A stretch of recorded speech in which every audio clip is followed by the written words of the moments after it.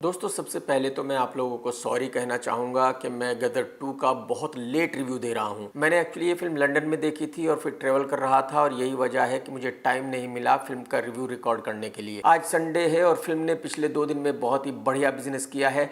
तकरीबन 90 करोड़ से ज़्यादा का बिजनेस हो चुका है। इसका मतलब ये हुआ कि ये फिल्म ऑलरेडी ब्लॉकबस्टर हो चुकी है और अब ये फिल्म पठान को टक्कर दे रही है। यानी कि साल की सबसे बड़ी ब्लॉकबस्टर रहेगी पठान और सेकंड ब्लॉकबस्टर रहेगी गदर 2। तो जबकि मैं ये जानता हूं कि फिल्म ऑलरेडी ब्लॉकबस्टर हो चुकी है तो आज मैं अपना रिव्यू चेंज कर सकता हूं, लेकिन मैं रिव्यू चेंज नहीं करूंगा। मैं ये बात अच्छी तरह जानता हूं कि ये फिल्म कम से कम 300 से 400 करोड़ रुपए का बिजनेस करेगी, लेकिन इसके बावजूद भी मैं अपना रिव्यू चेंज करने वाला नहीं हूं। मैं आपको सच बताऊंगा कि ये फिल्म कैसी है, और अगर आपको सच्चाई सुननी है और सच सुनना है कि ये फिल्म कैसी है तो फिर सबसे पहले तो मेरा चैनल सब्सक्राइब करें, घंटी जरूर दबा दें और इस वीडियो को कंटिन्यू आखिरी तक देखें। ये बहुत अच्छी बात है कि फिल्म गदर 2 की कहानी को गदर 1 की कहानी से ही आगे बढ़ाया गया है। नहीं तो बहुत सारी फिल्में ऐसी बनती है कि पार्ट 1 की कहानी कुछ और होती है, पार्ट 2 की कहानी कुछ और होती है, पार्ट 3 की कहानी कुछ और होती है। तो फिल्म में सन्नी देओल की एंट्री होती है जो एक ट्रक ड्राइवर है, और फिर अमीषा पटेल की एंट्री होती है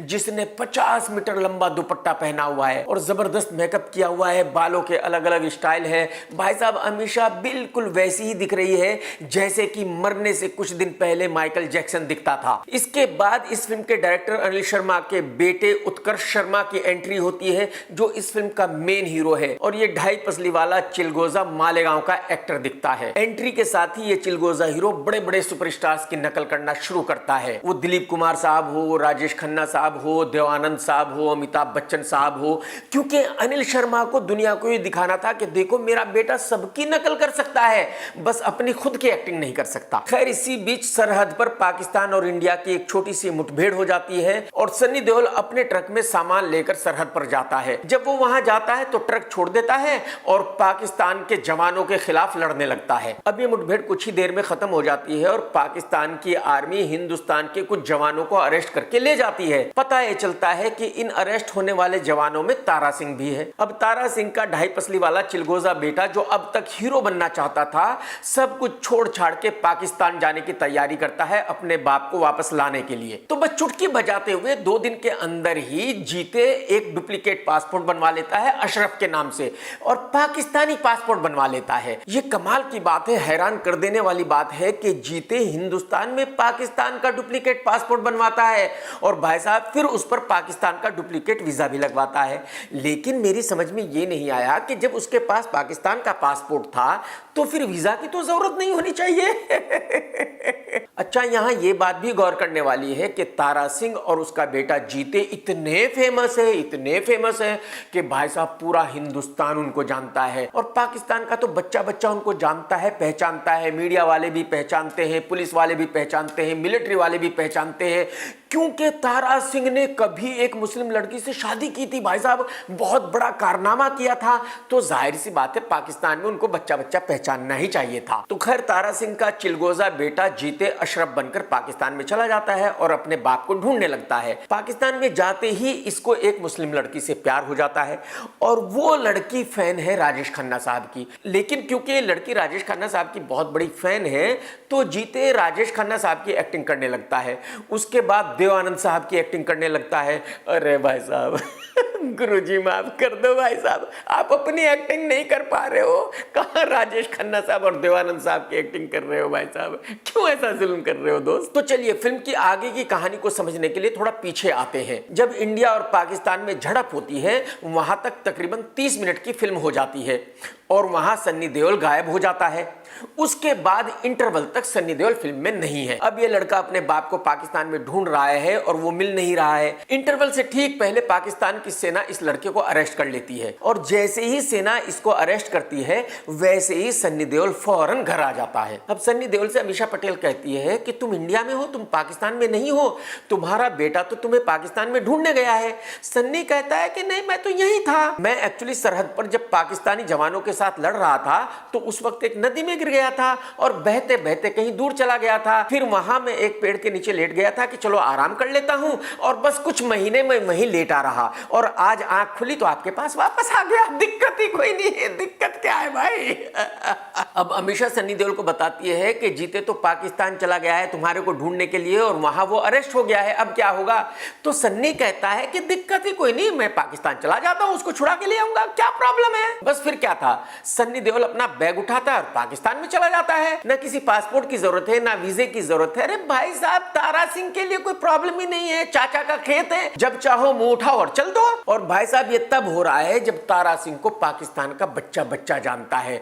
जब तारा सिंह पाकिस्तान में एंटर होता है तो जो भी देखता है वो बोलता है तारा सिंह आप आ गए, भाई अब तो मुसीबत हो गई। जो तारा को देखता है वो तारा सिंह के हाथ जोड़ रहा है, बोला भाई साहब आप पाकिस्तान आ गए, भाई साहब हम पे रहम करना, पूरे पाकिस्तानियों को मार देना, लेकिन भाई मुझे छोड़ देना, मुझे मत मारना। भाई आप अंदाजा लगाइए, जिस आदमी को पाकिस्तान का बच्चा बच्चा जानता है वो मुंह उठाकर ऐसे ही पाकिस्तान चला जाता है। तो दोस्तों इस चौराहे पर पाकिस्तान की पुलिस है, मिलिट्री है, लाखों आम जनता है और सन्नी देओल अकेला जाता है। और सन्नी देओल अकेला ही जाके डायलॉग बाजी चालू कर देता है, पाकिस्तान को गालियां देनी शुरू करता है और अपने बेटे को छुड़ा लेता है। दिक्कत ही कोई नहीं भाई, तारा सिंह है, कोई मजाक थोड़ा ही है।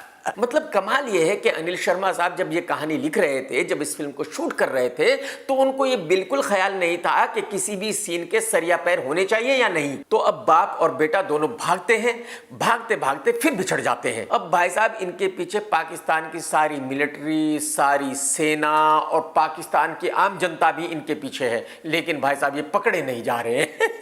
अरे गुरुजी, अरे अनिल शर्मा जी, कमाल करते हो भाई साहब आप। अब बाप बेटे को फिर ढूंढ लेता है, फिर सेना इन पर अटैक कर देती है, फिर एक्शन चालू हो जाता है। भाई साहब सन्नी देओल के हाथ में एक हथौड़ा आ जाता है, वो हथौड़ा ट्रक पर मारता है, ट्रक के परखच्चे उड़ जाते हैं।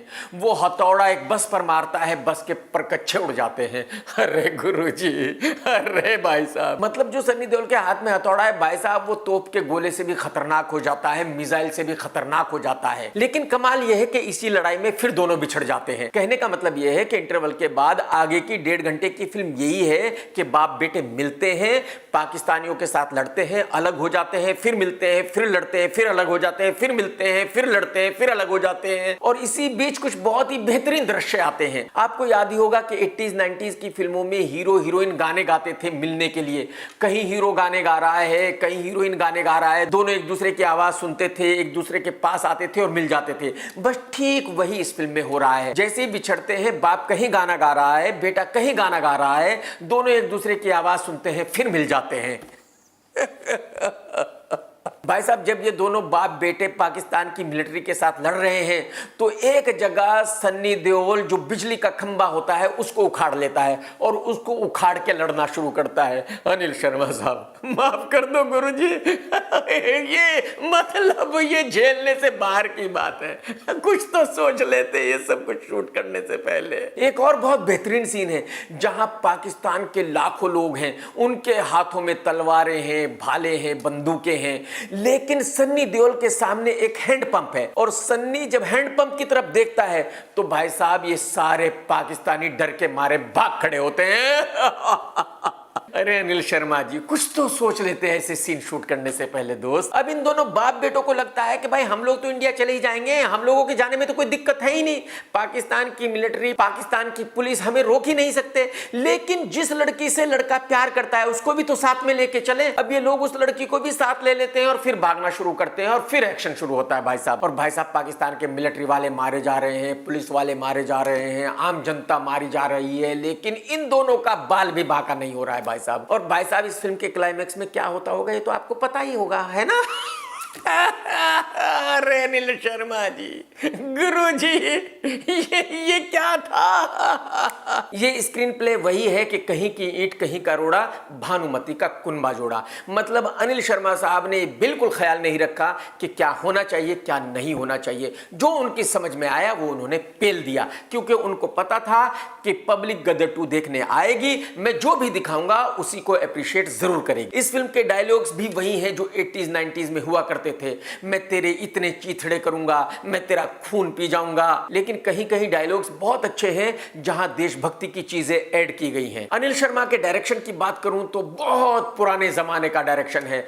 उन्होंने एक फिल्म बनाई थी धर्मेंद्र साहब के साथ, हुकूमत। बस अगर आप उस फिल्म को देखोगे और इस फिल्म को देखोगे तो दोनों फिल्मों में डायरेक्शन सेम है, यानी उनका डायरेक्शन 80s 90s का है। अनिल शर्मा का डायरेक्शन इतना कमजोर है कि फिल्म की क्वालिटी बहुत खराब है। आप यकीन करें, जो आज की तारीख में भोजपुरी फिल्में बनती हैं उनकी क्वालिटी 10 टाइम अच्छी होती है इस फिल्म से। फिल्म में लड़ते लड़ते जब भी सन्नी देओल को गुस्सा आता है और हाथ में कोई हथियार नहीं रहता तो वो चिल्लाता है आ, और सामने वाले भाई साहब डर जाते हैं, गिर जाते हैं, हाथों से तलवारें छूट जाती है, बंदूकें छूट जाती है।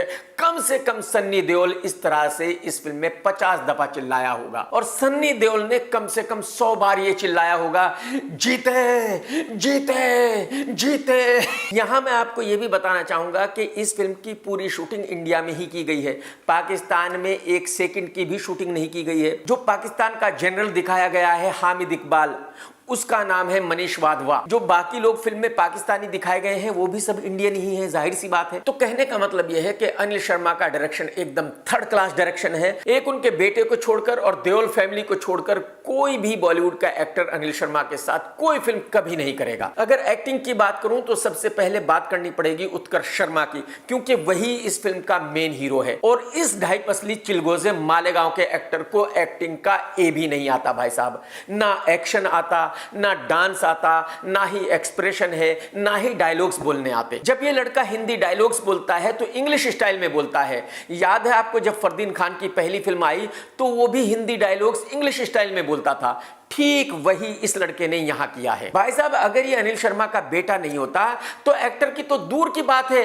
कोई इसको अपने ऑफिस में ऑफिस बॉय भी नहीं रखता। और ये मैं ब्लैंक पेपर पर लिख कर दे सकता हूं कि बॉलीवुड का कोई भी डायरेक्टर इस लड़के को अपनी फिल्म में 5 मिनट का रोल भी कभी नहीं देगा। तो उत्कर्ष शर्मा को एज एन एक्टर मैं 5 में से देता हूं 0। अब आते हैं सन्नी देओल पर। सन्नी देओल बहुत बूढ़ा हो चुका है, उनकी उम्र 65 ईयर्स हो गई है। वो झुककर चलते हैं क्योंकि उनके कमर में भी कुछ प्रॉब्लम है। लेकिन ये अच्छी बात है कि उन्होंने यहां जो रोल किया है वो उनकी उम्र के हिसाब से किया है। तो सन्नी देओल ने अच्छी एक्टिंग की है, अपने रोल को अच्छे से निभाया है और वो अपने रोल में जचता है।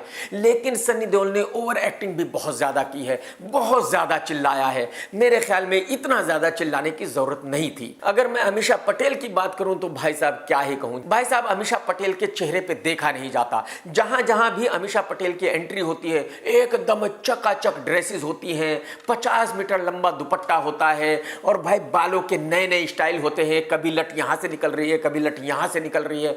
मेकअप इतना है उसके मुंह पर कि भाई साहब मुंह पर देखा नहीं जाता। अगर अमीषा पटेल को कहीं फिल्म में रुलाया भी गया है तो फुल मेकअप के साथ, फुल श्रृंगार के साथ, जबरदस्त ड्रेसेस के साथ। इससे पता चलता है कि अनिल शर्मा का विजन क्या था। मनीष वाधवा जो इस फिल्म का मेन विलन है, जो पाकिस्तान का आर्मी जनरल बना है, उसकी एक्टिंग अच्छी है। उसने ऐसा काम किया है कि जो लोग फिल्म देख रहे होते हैं उनको उससे फुल नफरत हो जाती है। लेकिन अगर आपको याद हो तो गदर 1 में अमरीश पुरी साहब विलन थे और अमरीश पुरी साहब के सामने मनीष वाधवा चाय कम पानी लगता है। मतलब अमरीश जी और मनीष का कोई मुकाबला ही नहीं है। मनीष उनके सामने 5% भी नहीं है। इस फिल्म में नई लड़की सिमरत कौर रंधावा को लॉन्च किया गया है और ये लड़की फिल्म में खूबसूरत दिखी है। इस लड़की ने एक्टिंग भी अच्छी की है और इस लड़की ने अपने रोल को अच्छे से निभाया है।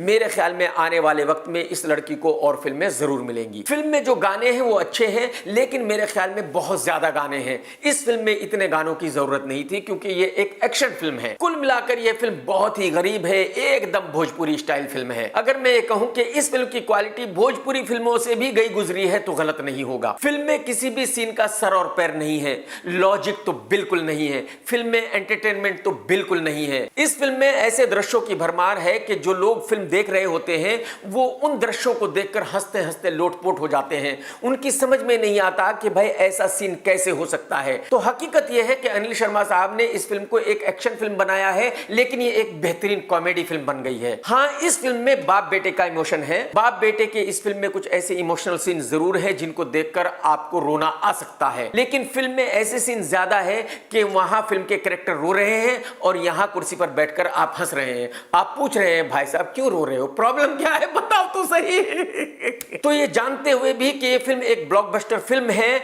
मैं इस फिल्म को टॉप क्लास वाहियात फिल्म ही कहूंगा और मैं पूरी कोशिश करने के बावजूद भी इस फिल्म को 1 स्टार से ज्यादा नहीं दे सकता। लेकिन मेरी बिजनेस रेटिंग रहेगी 6, क्योंकि मैं गारंटी के साथ कह सकता हूं कि यह फिल्म 300 से 400 करोड़ रुपए का बिजनेस करेगी और यह फिल्म ब्लॉकबस्टर रहेगी। टेक केयर दोस्तों, bye bye, ta-ta, love you. सत्यमेव जयते।